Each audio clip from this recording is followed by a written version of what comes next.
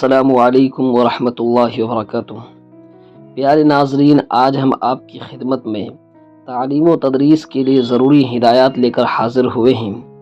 ایسے کون سے راز ہیں جس سے ایک مدرس ہر دل عزیز بن جائے، طلبہ اعظام ان پر جان چھڑکنے لگے؟ فقیہ ملت حضرت مفتی اعظم مولانا مفتی محمد شفیع عثمانی رحمہ اللہ تعالی، حضرت مولانا مفتی عبدالحکیم سکھروی رحمۃ اللہ علیہ کو تعلیم و تدریس کے متعلق ہدایات دیتے ہوئے خط میں لکھتے ہیں کہ سب سے پہلا فرض تصحیح نیت ہے کہ مقصد تنخواہ نہ ہو بلکہ خدمت علم ہو۔